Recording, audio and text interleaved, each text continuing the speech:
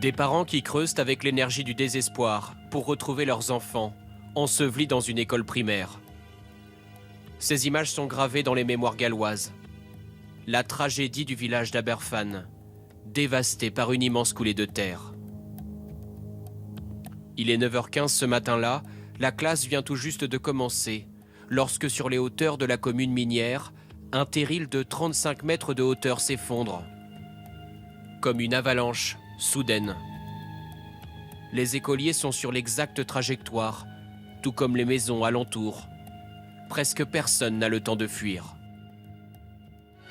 A generation perished in Aberfan. In a few minutes, nearly 200 children, happy because they would begin a holiday that afternoon, were engulfed. 144 personnes sont tuées, dont 116 enfants. Un désastre provoqué par des pluies torrentielles les jours précédents et par des négligences. Autour de la mine de charbon, qui emploie presque tous les hommes du village, les terrils ont été bâtis sur une source d'eau, donc sur un sol instable. Des éboulements s'étaient déjà produits. Mais les alertes, notamment celles des parents d'élèves, avaient été ignorées. Hier, nous avons rencontré l'un des rares rescapés, Philippe Thomas, 10 ans à l'époque. Ça, c'est ma main. J'ai perdu 3 doigts dans l'accident. Dans sa classe de 30 élèves, 27 sont morts ce jour-là. Lui doit sa survie à un incroyable concours de circonstances. J'ai eu de la chance car je n'étais pas à l'intérieur de la classe. Je venais de sortir avec un copain, on allait payer la cantine.